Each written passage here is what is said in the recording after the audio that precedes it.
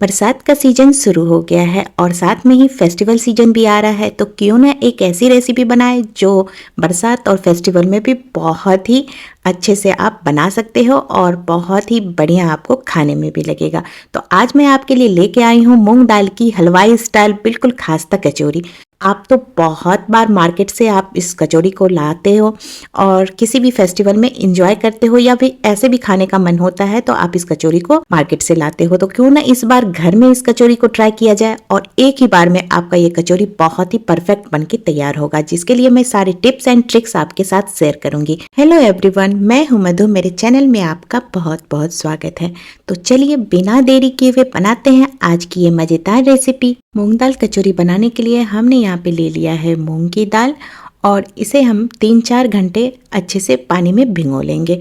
जब 4 घंटे के बाद आप इस दाल को अच्छे से पानी से साफ करके स्ट्रेनर पर अच्छे से हमें पानी को निकाल लेना है। फिर एक लेना है ग्राइंडर जार और इसमें मूंग की दाल को हमें दरा दरा सा पीस लेना है। इसको पीस के हमने तैयार कर लिया है।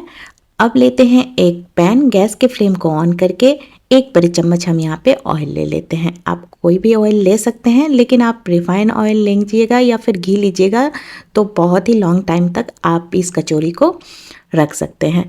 और यहाँ पे जीरा डाल दिया है और आधी छोटी चम्मच हम यहाँ पे सौंफ डाल देंगे। सौंफ का भी फ्लेवर बहुत ही बढ़िया आता है। और ग्रेट करके अदरक डाल दिया है और हरी मिर्च डाल दिया है। हल्दी पाउडर डाल देते हैं और यहाँ पे हम आमचूर पाउडर डाल देते हैं। थोड़ा सा ड्राई मसाला हमारा भून चुका है। अब इसमें हम ऐड कर देते हैं 1/3 कप बेसन। बेसन डालने से एकदम मार्केट स्टाइल ये कचौरी बन के तैयार होगा, तो बेसन डालना बिल्कुल नहीं भूलिएगा। बहुत ही सौंधा सौंधा खुशबू भी आती है और बहुत ही बढ़िया बन के तैयार होता है। अब यहाँ पे मैंने सारे दाल के पेस्ट को ऐड कर दिया है। अब मीडियम टू लो फ्लेम पे हमें इसे आराम से भूनना है। जितना अच्छा से आप स्टफिंग को बना के तैयार कीजिएगा उतना ही बढ़िया आपका कचौरी लगेगा। यहाँ मैंने ड्राई मसाला ऐड कर दिया है, जीरा पाउडर, धनिया पाउडर, मिर्च पाउडर, काली मिर्च पाउडर। इसे डाल के हमें भूनना है। अब अच्छे से हमारा स्टफिंग भुना हुआ होना चाहिए, तभी आप लास्ट टाइम तक यानी रख सकते हैं, यानी बहुत ही लंबे टाइम तक स्टोर करके रख सकते हैं। स्वाद अनुसार मैंने नमक भी डाल दिया है। अब इसे हम भूनते हैं आराम से। आप देख सकते हो भूनते भूनते कलर भी चेंज हो गया है और हमारा जो स्टफिंग है वो ड्राई हो गया है। अब यहाँ पे मैंने डाल दिया है थोड़ा सा चाट मसाला, जो और भी चटपटा लगे हमारा ये कचौरी खाने में। और इसे भी हम मिला लेते हैं, मिक्स कर लेते हैं। यदि आपको ना स्टफिंग थोड़ा सा ड्राई लगे तो आप ऊपर से घी ऐड कर दीजिएगा और फिर बनाने में आसानी होगी। वैसे आप इस तरह भी बना सकते हैं, लेकिन बनाने में यदि प्रॉब्लम हो तो आप घी ऊपर से ऐड कर दीजिएगा। अब इसमें मैं डाल देती हूँ कस्तूरी मेथी। मैंने यहाँ भून के कस्तूरी मेथी पहले से रख लिया था और इसे इस तरह से क्रश करके डाल देते हैं। अब इसमें ऐड करेंगे बिल्कुल मार्केट जैसा खास्ता कचौरी बनाने के लिए हम यहाँ पे डाल रहे हैं खाने वाला सोडा। खाने वाला सोडा डालिएगा ना तो बिल्कुल फूली फूली करारी और लंबे समय तक आपका कचौरी ना खास्ता बना रहेगा। तो इसीलिए इसमें आप सोडा भी डाल सकते हैं और इसे भून के तैयार कर लिया है। 1-2 मिनट हम सोडा देने के बाद इसे भून लेंगे और हमारा जो ये स्टफिंग बन के बिल्कुल तैयार हो गया है। अब हम दाल को पूरी तरह से ठंडा कर लेंगे।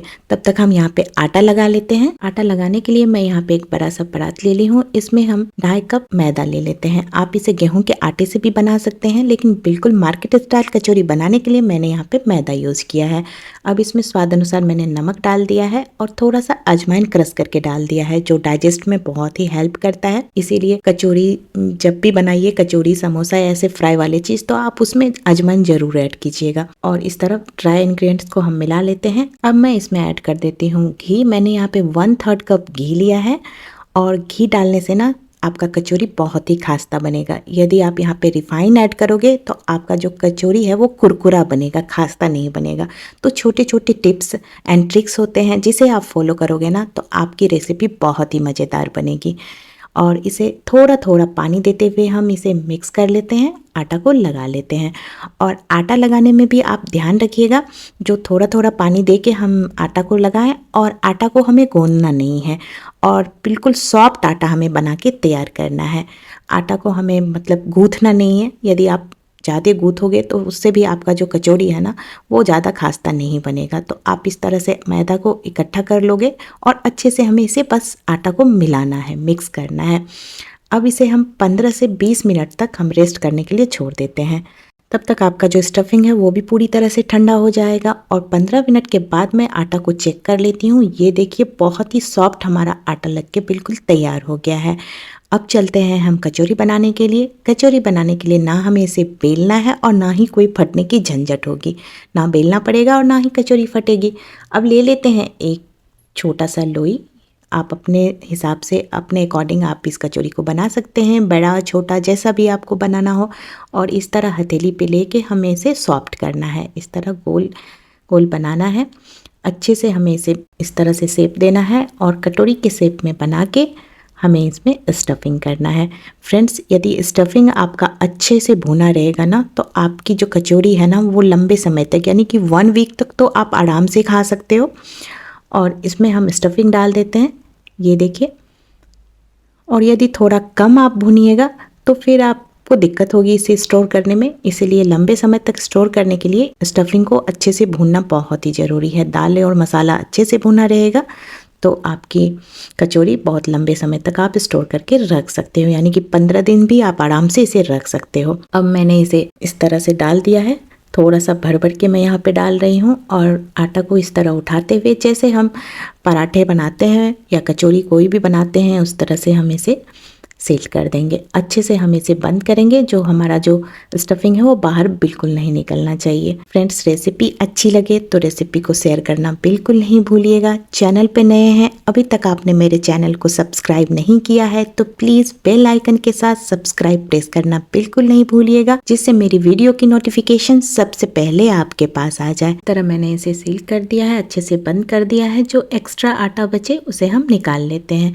ये देखिए कचौरी बन के हमारा मतलब शेप बन के कचौरी का तैयार हो गया है। स्टफिंग हमने कर लिया है और इसी तरह से हम सारे कचौरी को बना के तैयार कर लेते हैं। इसी तरह से हम सारे कचौरी को बना के तैयार कर लेते हैं। पहले कचौरी बना के रख लेंगे तो फ्राई करने में आसानी होगी। मैंने आपको दूसरा भी कचौरी स्टफ करके दिखा दिया है। इसी तरह से हम सारे कचौरी को स्टफ करके तैयार कर लिए हैं। मैंने यहाँ पे पहले 4 कचौरी बना के तैयार कर लिया है। अब चलते हैं गैस की तरफ।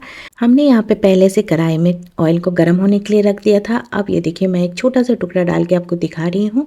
ये देखिए परफेक्ट गर्म है, इतना ही गर्म होना चाहिए। ज़्यादा गर्म यदि आपका तेल होगा ना तो आपकी कचौरी खराब हो जाएगी, अच्छे से ये नहीं बनेगा, ऊपर से ये सिक जाएगा, अंदर से कच्चा रह जाएगा। अब हम सारे कचौरी को डाल देते हैं और गैस के फ्लेम को मीडियम टू लो रखना है हमें। तेज़ आंच पे हमें इसे बिल्कुल नहीं फ्राई करना है, तो इस बात का ध्यान रखिएगा। ये छोटे छोटे से टिप्स एंड ट्रिक्स हैं जिसे आपको फॉलो कीजिएगा ना तो आपकी रेसिपी बहुत ही अच्छी बनेगी। और आप देख सकते हो कचौरी हमारा फूलने लगा है और एक तरफ से देखिए फूल गया है। हम दूसरी तरफ एक फॉर्क की हेल्प से हम इसे टर्न कर लेते हैं, पलट लेते हैं और दोनों तरफ से हम सुनहरा कलर आने तक इसे फ्राई कर लेंगे।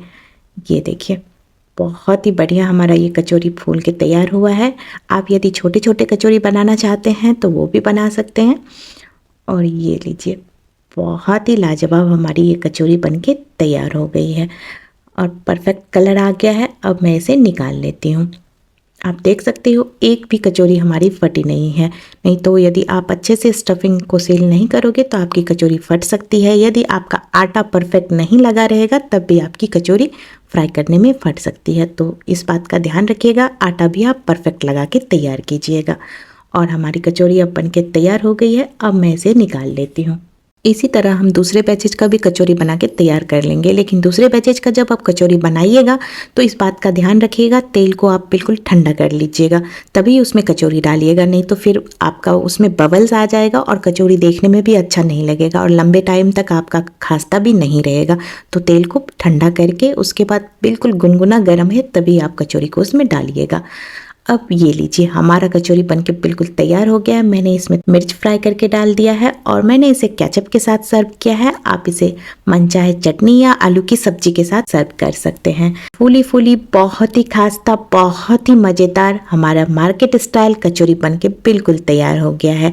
तो इस बरसात के सीजन में या फिर फेस्टिवल में आप इस कचौरी को अपने घर पे ट्राई कीजिएगा। मैं गारंटी देती हूँ आपकी कचौरी बहुत ही बढ़िया बनेगी। मैं आपको तोड़ के दिखा रही हूँ, ये देखिए अंदर तक स्टफिंग बहुत ही बढ़िया से बना हुआ है और बहुत ही खास्ता ये कचौरी हमारा बनके तैयार हुआ है। बहुत ही मज़ेदार हमारा ये कचौरी बना था। तो ये रेसिपी कैसी लगी कमेंट में ज़रूर बताइएगा। यदि अच्छी लगी तो शेयर करना बिल्कुल नहीं भूलिएगा। चैनल पे नए हैं, अभी तक आपने मेरे चैनल को सब्सक्राइब नहीं किया है तो प्लीज़ बेल आइकन के साथ सब्सक्राइब प्रेस करना बिल्कुल नहीं भूलिएगा, जिससे मेरी वीडियो की नोटिफिकेशन सबसे पहले आपके पास आ जाए। मिलती हूँ और एक मज़ेदार रेसिपी के साथ, तब तक के लिए बने रहिए हमारे साथ। खाइए हेल्दी और रहिए healthy. Thank you for watching.